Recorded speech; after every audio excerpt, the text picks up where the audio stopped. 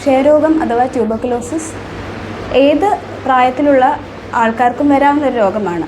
അതുകൊണ്ട് തന്നെ അഡൾട്ട്സിനാണ് ചുമയ്ക്കുന്ന പ്രായമായവർക്ക് അല്ലെങ്കിൽ മുതിർന്നവർക്കാണ് നമ്മൾ TB കാണുന്നതും കേൾക്കുന്നതുമെങ്കിലും കുഞ്ഞുങ്ങൾക്കും വരെയും ട്യൂബർക്കുലോസിസ് വരാവുന്നതാണ്. ചെറിയ പ്രായത്തിലുള്ള നവജാത ശിശുവിന് തുടങ്ങി കൗമാരക്കാരിലെത്തുന്ന കുട്ടികൾക്ക് വരെയും TB വരാം അല്ലേ? അതെ അതെ.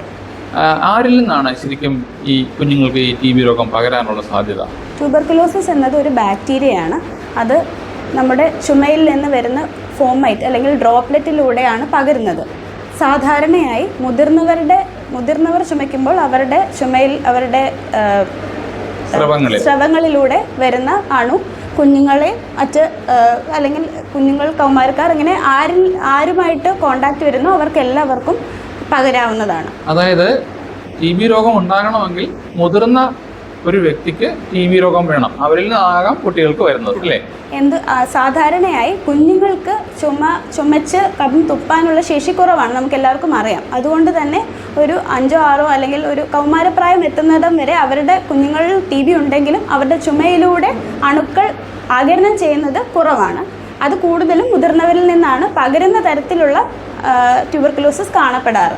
ഈ മുതിർന്ന വ്യക്തികൾ കുറേ അധികം കാരണങ്ങൾ കൊണ്ട് ചുമയ്ക്കുന്ന ആൾക്കാരുണ്ടാവില്ല. പുകവലിക്കുന്ന മൂലം ഉണ്ടാകാം, അല്ലെങ്കിൽ മറ്റ് ശ്വാസകോശ രോഗങ്ങൾ മൂലമുള്ളതുണ്ടാകാം. അപ്പോൾ ശരിക്കും ഈ മുതിർന്ന വ്യക്തിക്ക് TB രോഗം ഉണ്ടോ എന്ന് നമുക്ക് എങ്ങനെ അറിയാൻ പറ്റും? അല്ലെങ്കിൽ എൻ്റെ വീട്ടിൽ ഒരു മുതിർന്ന വ്യക്തിയുണ്ട്, ആ വ്യക്തി ചുമയ്ക്കാറുണ്ട്, അങ്ങനെയുള്ള ഒരു വീട്ടിൽ ഒരു കുഞ്ഞിന് TB രോഗം ഉണ്ടോ എന്ന് നമുക്ക് എങ്ങനെ അറിയാൻ പറ്റും? നമ്മൾ മുതിർന്നവരിൽ പല കാരണങ്ങളിൽ നിന്ന് ചുമ ഉണ്ടാകാം. എങ്കിലും ലോകാരോഗ്യ സംഘടന നമുക്ക് പറഞ്ഞു തരുന്ന 3 or 4 കണ്ടീഷൻസ് വെച്ചാണ് നമ്മൾ ഏതൊരു വ്യക്തിയിലും ട്യൂബർക്കുലോസിസ് സംശയിക്കുന്നത്. ഒന്നാമതായി വിട്ടുമാറാത്ത 2 ആഴ്ചയിൽ കൂടുതൽ നിൽക്കുന്ന ചുമ. അപ്പം പല മാസങ്ങളായി ചുമയ്ക്കുന്നവരായിരിക്കാം, എങ്കിൽ പോലും ഈ ചുമയുടെ കൂടുതൽ വിശദമായി ചോദിക്കുമ്പോൾ മിക്കവർക്കും ചുമ രാത്രിയിൽ മാത്രം, അങ്ങനെ പല കാര്യങ്ങളും നമുക്ക് കിട്ടാം. എങ്കിലും വിട്ടുമാറാത്ത ചുമ 2 ആഴ്ച കൂടുതൽ നിൽക്കുകയോ കഴിഞ്ഞ 3 മാസത്തിനുള്ളിൽ കുഞ്ഞുങ്ങളാണെങ്കിൽ തൂക്കം കൂടാത്ത അവസ്ഥ, മുതിർന്നവരാണെങ്കിൽ തൂക്കം കുറയുന്നു, മുൻപത്തേക്കാൾ നോക്കുമ്പോൾ തൂക്കം കുറയുന്നു. 3ാമതായി പനി. 4ാമതായി ചുമച്ചുകൊണ്ടിരിക്കുന്ന ട്യൂബർക്കുലോസിസ് ഉണ്ടെന്നറിയാവുന്ന മറ്റൊരു വ്യക്തിയുമായിട്ട് കോണ്ടാക്ട്. ഈ 4 കണ്ടീഷൻസിലാണ് നമ്മൾ ഏതൊരു വ്യക്തിയിലും ട്യൂബർക്കുലോസിസ് സംശയിക്കുന്നത്. ഇങ്ങനെ സംശയിക്കുമ്പോൾ ആ വ്യക്തിയാണ് ആദ്യം നമ്മൾ ടെസ്റ്റ് ചെയ്യേണ്ടത്. ഇത് വളരെ എളുപ്പത്തിൽ ചെയ്യാവുന്ന കഫ പരിശോധന, ചെസ്റ്റ് എക്സ്റേ എന്നിവയിലൂടെയാണ്. അങ്ങനെ പരിശോധിച്ച് അവർക്ക് TB ഇല്ല എന്ന് ഉറപ്പാക്കുക എന്നുള്ളതാണ് നമ്മുടെ ആദ്യത്തെ പടി.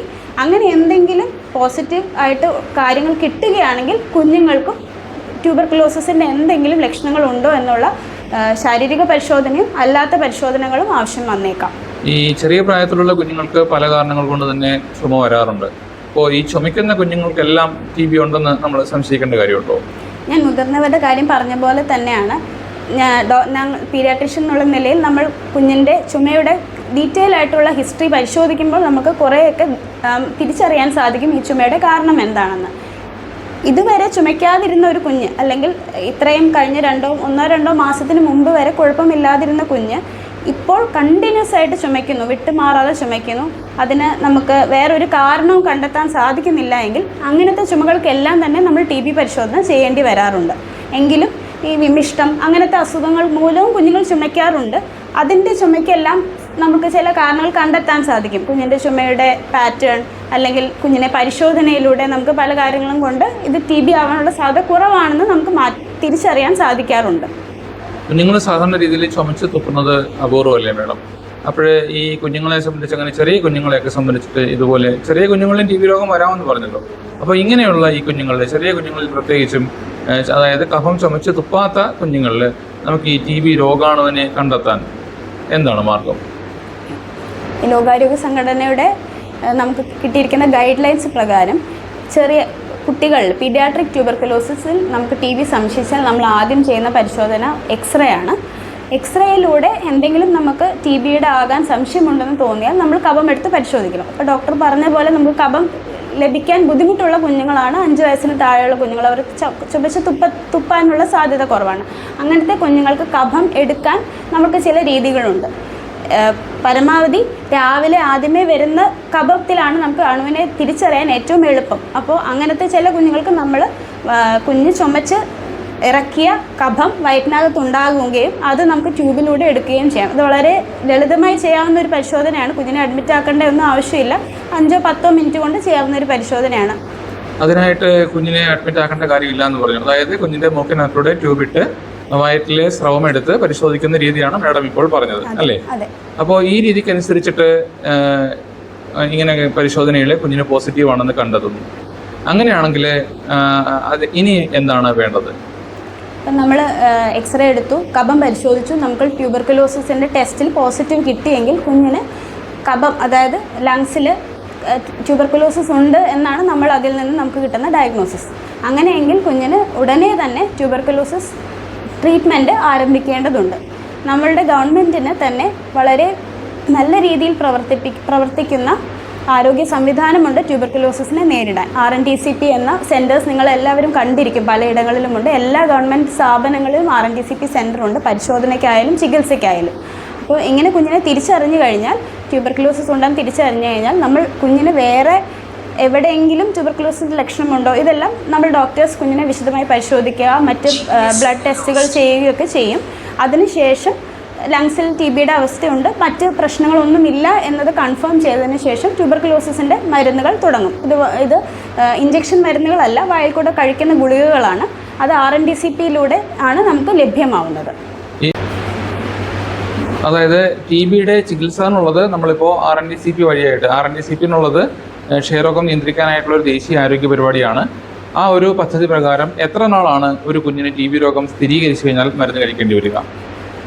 ആദ്യമായി TB ചികിത്സ തുടങ്ങുന്ന ഒരു കുഞ്ഞ് വ്യക്തിക്ക്, മുതിർന്നതായാലും കുഞ്ഞായാലും 6 മാസമാണ് മരുന്നിൻ്റെ കാലാവധി. ഇത് കൃത്യമായി കഴിച്ചതിന് ശേഷം കുഞ്ഞിനെ ഒരിക്കൽ കൂടെ നമ്മൾ ആ സമയങ്ങളിൽ കുഞ്ഞിൻ്റെ പരിശോധനയെല്ലാം വേണ്ടി വരും. മരുന്നിനോടുള്ള കുഞ്ഞിൻ്റെ റെസ്പോൺസ്, അതായത് തൂക്കം കൂടുന്നു, ചുമ കുറയുന്നു, മറ്റ് രീതികളെല്ലാം പരിശോധിച്ചതിന് ശേഷം 6 മാസം കാലയളവിൽ മരുന്ന് ഫുള്ളായിട്ട് കൊടുത്ത് തീർക്കുകയാണ് ചെയ്യുന്നത്. എല്ലാ ദിവസവും മരുന്ന് കഴിക്കേണ്ടി വരുമോ?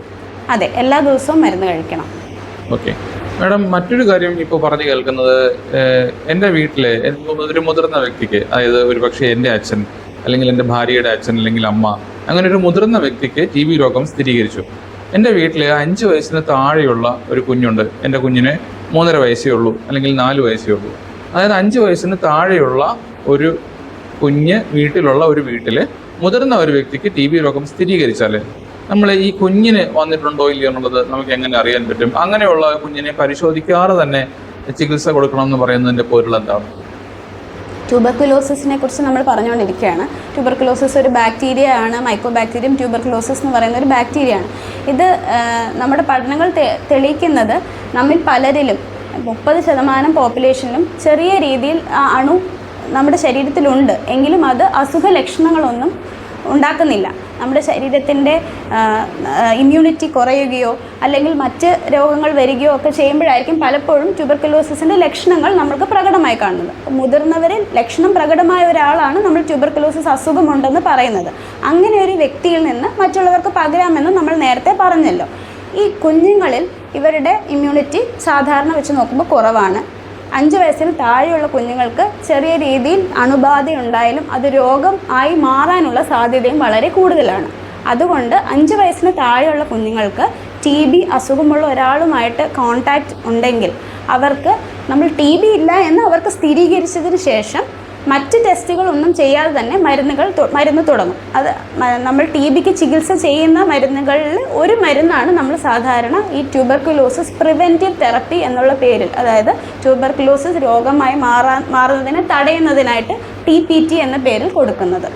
അതിനകത്തിപ്പോൾ ഐസോനേസിഡും റിഫാംപിസിനും 2 തരത്തിലുള്ള മരുന്നുകൾ ഏകദേശം എത്ര നാളത്തേക്ക് ആ മരുന്നുകൾ കൊടുക്കേണ്ടതായിട്ട് വരും? ഐസോനേസിഡ് റിഫാംപിസിൻ കോമ്പിനേഷൻ കൊടുക്കുമ്പോൾ നമ്മൾ 3 മാസത്തേക്കാണ് ഈ മരുന്നുകൾ കൊടുക്കുന്നത്. അതായത് ഈ കുട്ടിയെ സംബന്ധിച്ചിടത്തോളം ഏതാണ്ട് എല്ലാ ദിവസവും 3 മാസം മരുന്ന് കൊടുക്കേണ്ടി വരും. അതെ, 3 മാസത്തേക്ക് ഡെയിലി ആയിട്ട് ഈ മരുന്ന് നമ്മൾ കൊടുക്കണം. അതായത് ചികിത്സയുള്ള ഒരു വ്യക്തിക്ക്, അതായത് രോഗമുള്ള ഒരു കുഞ്ഞിനെ നമ്മൾ കൊടുക്കുന്നത് 6 മാസമാണ്. പക്ഷേ രോഗം വരാതെ ഇരിക്കാൻ ഒരു മുൻകരുതൽ എന്നുള്ള രീതിയിൽ നമ്മൾ കൊടുക്കുന്ന ഈ TPT എന്ന ഈ ചികിത്സാ സമ്പ്രദായം 3 മാസമാണ്, അല്ലേ? അതെ. ഓക്കെ മാഡം, ഈ TB വരാതിരിക്കാനായിട്ട് നമ്മൾ ഈ BCG പോലെയുള്ള വാക്സിൻസ് എടുക്കുന്നുണ്ടല്ലോ. അപ്പോൾ വാക്സിൻ എടുത്തിട്ടും സാധാരണ രീതിയിൽ കുഞ്ഞുങ്ങൾക്ക് TB വരാറുണ്ടോ? BCG എന്നത് നമ്മൾക്ക് ട്യൂബർക്കുലോസിസിന് പ്രതിരോധത്തിനായി നമ്മൾ എടുക്കുന്ന ഒരു കുത്തിവയ്പ്പാണ്. പക്ഷേ നിങ്ങളൊരു കാര്യം മനസ്സിലാക്കേണ്ടത്, ട്യൂബർക്കുലോസിസ് നമ്മൾ ഇത്രയും നേരം ചർച്ച ചെയ്യുന്നത് പൾമണറി ട്യൂബർക്കുലോസിസ്, അതായത് ശ്വാസകോശത്തെ ബാധിക്കുന്ന ട്യൂബർക്കുലോസിനെ പറ്റിയാണ്. ഈ അണുവിന് ശരീരത്തിലെ ഏത് ഭാഗത്തെയും ബാധിക്കാനുള്ള ശേഷിയുണ്ട്, തലച്ചോറിനെ വരെ ബാധിക്കാം. ഈ ലങ് TB, അതായത് പൾമണറി TBയേക്കാളും വളരെ സീരിയസ് ആയിട്ടുള്ള മറ്റ് പരിണാമങ്ങളാണ് TB, മെനിഞ്ചൈറ്റിസ്. അതെ, അങ്ങനെ കൂടിയ അവസ്ഥ, അങ്ങനെ കൂടിയ TBക്ക് കൂടുതൽ നാളെ മരുന്ന് കൊടുക്കേണ്ടി വരുമെന്ന് തോന്നുന്നു അല്ലേ? അതെ അതെ, അങ്ങനെ കൂടിയ TBകൾക്ക് നമ്മൾ മരുന്നുകൾ കൂടുതൽ കൊടുക്കേണ്ടി വരാം. അത് ചില കുഞ്ഞുങ്ങൾക്ക്, ചില മുതിർന്നവർക്കും 1 വർഷം മുതൽ 18 മാസം വരെയൊക്കെ ചികിത്സ തുടരേണ്ടിയൊക്കെ വരാറുണ്ട്. ഇങ്ങനത്തെ ട്യൂബർക്കുലോസിസ് ജീവൻ ഹാനി ഉണ്ടാക്കാനുള്ള സാധ്യത വളരെ കൂടുതലാണ്. പൾമണറി ട്യൂബർക്കുലോസിസ് മിക്കപ്പോഴും നമ്മൾ കൃത്യസമയത്ത് കണ്ടെത്തി നമുക്ക് ചികിത്സിച്ച് മാറ്റാൻ സാധിക്കാറുണ്ട്. നമ്മൾ BCG എന്ന കുത്തിവയ്പ്പ് എടുക്കുന്നതിലൂടെ നമ്മൾക്ക് പ്രൊട്ടക്ഷൻ, അല്ലെങ്കിൽ നമുക്ക് ശരീരത്തിന് പ്രതിരോധം കിട്ടുന്നത് ഈ നേരത്തെ പറഞ്ഞ വളരെ സീരിയസ് രൂപങ്ങൾ, TBയുടെ സീരിയസ് ആയിട്ടുള്ള രൂപങ്ങളിൽ നിന്നാണ്. അതുകൊണ്ട് തന്നെ BCG എടുത്തു എന്ന ഒരു കാരണം കൊണ്ട് ഒരാൾക്ക് ട്യൂബർക്കുലോസിസ് വരില്ല എന്ന് നമുക്കൊരിക്കലും പറയാൻ സാധിക്കില്ല. മാഡം, നമ്മുടെ കുഞ്ഞുങ്ങളുടെ ഈ കഴുത്തിലൊക്കെ ചെറിയ ചില മുഴകൾ പോലെയൊക്കെ കാണാറുണ്ടല്ലോ. അപ്പോൾ ഇങ്ങനെ ഈ കഴുത്തിലൊക്കെ കാണുന്ന മുഴകൾ TBയുടെ ലക്ഷണമാണെന്ന് ചിലരൊക്കെ പറഞ്ഞു കേൾക്കുന്നു. അതിൽ എന്തെങ്കിലും വാസ്തവമുണ്ടോ? നമ്മുടെ കഴുത്തിലെ മുഴകൾ വളരെ സാധാരണമായിട്ട് നമ്മൾ കാണാറുണ്ട്. നമ്മുടെ ശരീരത്തിലെ ബ്ലഡ് സെൽസ് പോലെ തന്നെ ലിംഫ് കൂടുന്ന സ്ഥലങ്ങളാണ് ലിംഫ് നോഡ് അല്ലെങ്കിൽ കഴല എന്ന് നമ്മൾ പറയുന്നത്. ഓരോ ശരീരത്തിൻ്റെ ഓരോ ഭാഗങ്ങളിലും എന്തെങ്കിലും അണുബാധയോ അല്ലെങ്കിൽ അവിടെ ഒരു മുറിവോ എന്തുണ്ടായാലും ആ ശരീരത്തിൻ്റെ ശരീരഭാഗത്ത് ഇതുപോലെ കഴലകൾ വീർക്കാറുണ്ട്. ഇതിൽ പല കാരണങ്ങളുള്ളതിൽ വളരെ അത്ര കോമൺ അല്ലാത്തൊരു കാരണം ട്യൂബർക്കുലോസിസ് കൂടെയാണ്.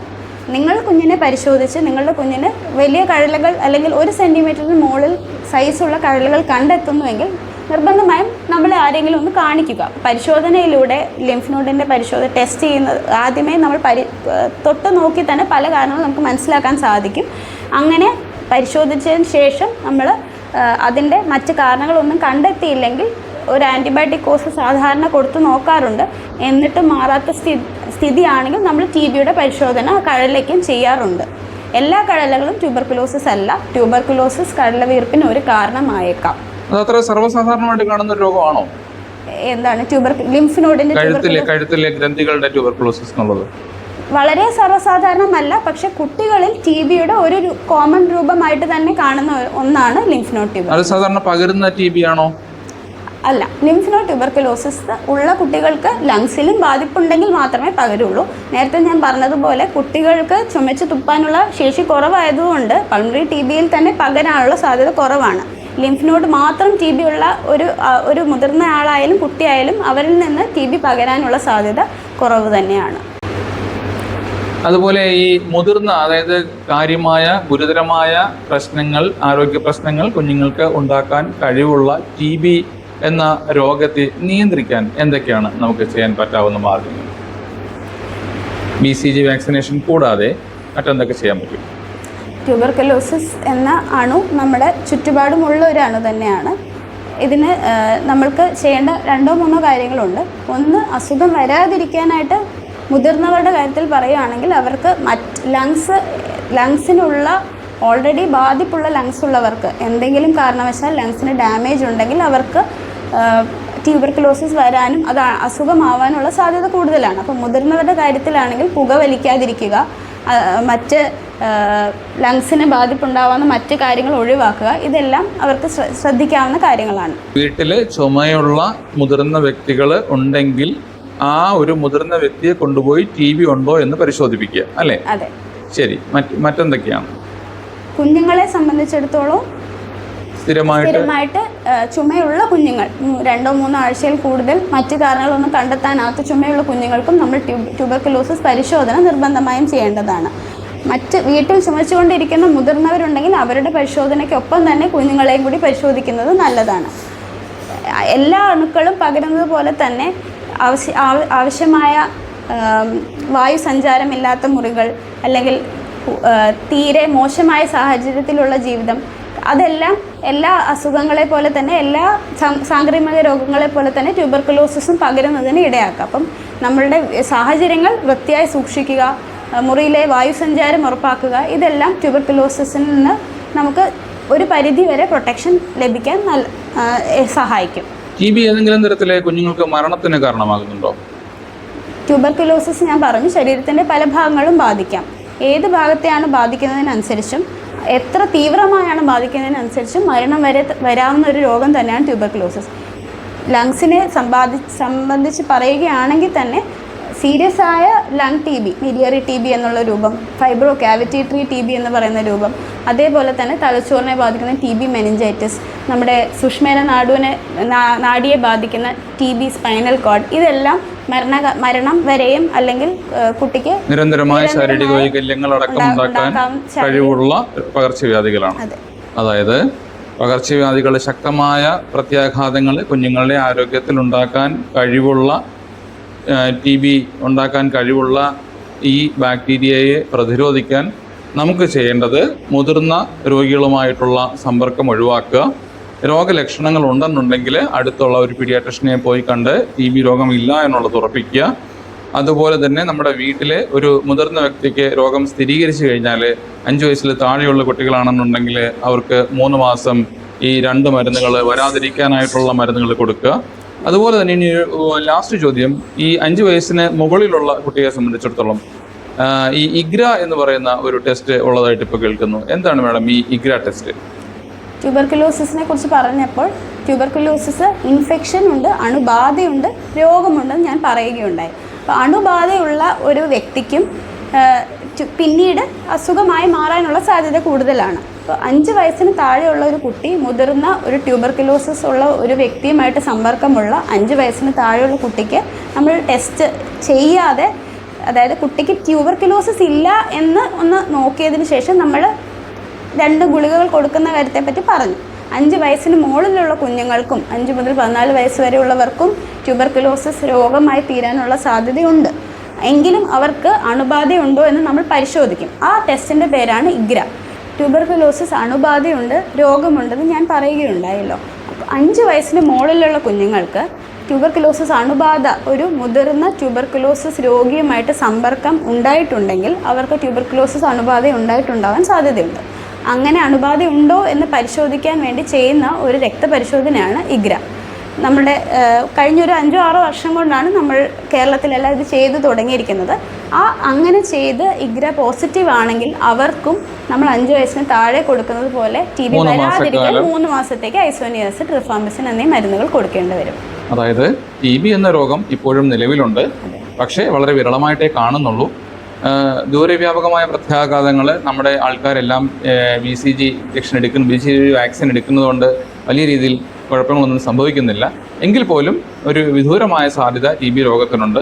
അതുകൊണ്ട് തന്നെ കുഞ്ഞുങ്ങളെ കൊന്നുകളയാൻ വരെ കെൽപ്പുള്ള ഈ ഒരു പകർച്ചവ്യാധിയെ നേരിടാൻ നമുക്ക് എല്ലാവർക്കും ഒത്തുചേർന്ന് ശ്രമിക്കാം. അതിനുള്ള ഒരു അവബോധം എന്നുള്ള രീതിയിൽ പൊതുജനങ്ങൾക്കായിട്ട് വളരെ മനോഹരമായ രീതിയിൽ ഈ ഒരു വീഡിയോ ചെയ്യാനായിട്ട് സഹായിച്ച അനു മേഡത്തിന് എല്ലാ തരത്തിലുള്ള നന്ദിയും രേഖപ്പെടുത്തുന്നു. Thank you.